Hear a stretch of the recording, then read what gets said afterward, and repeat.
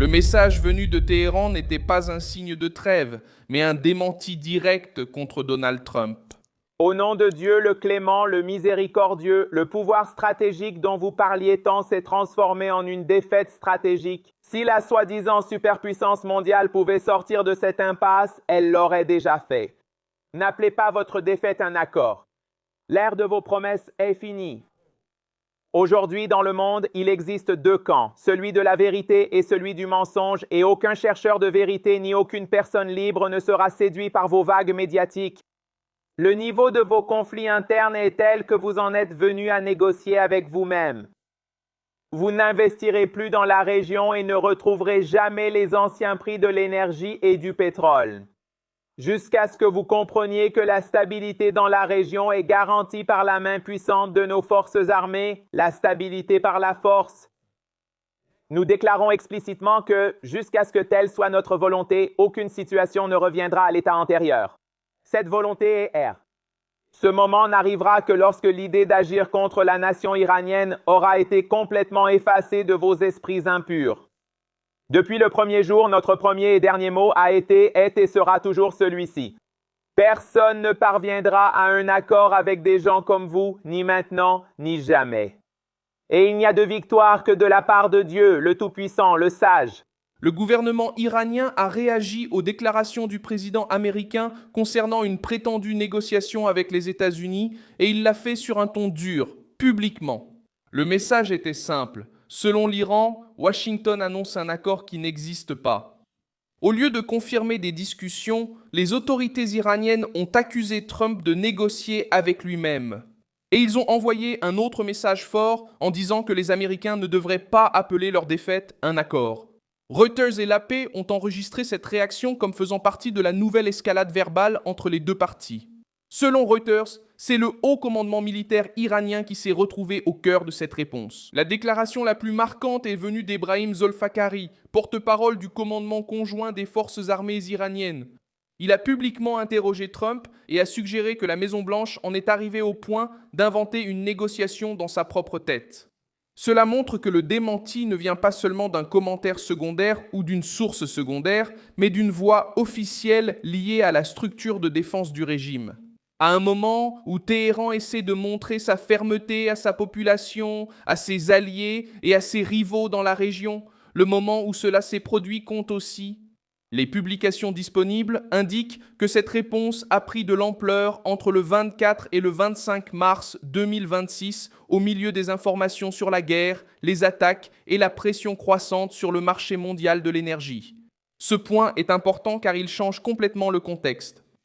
Il ne s'agit pas d'une ancienne déclaration ressortie, mais d'une réaction inscrite dans une crise actuelle, liée à la rivalité militaire et diplomatique qui affecte déjà le pétrole, les investissements et la sécurité régionale.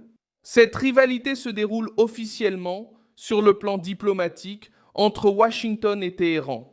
Mais, en pratique, elle s'étend à tout le Moyen-Orient et au marché international. La guerre et la menace de nouvelles attaques ont aggravé la crise. Au-delà de la rhétorique, Reuters a souligné que l'affrontement avait déjà un impact sur l'énergie, les finances et la perception du risque dans la région. Voilà pourquoi la déclaration iranienne sur les investissements et les prix du pétrole n'a pas été faite par hasard. L'Iran essaie de faire comprendre que, si la pression continue, la facture ne sera pas seulement militaire.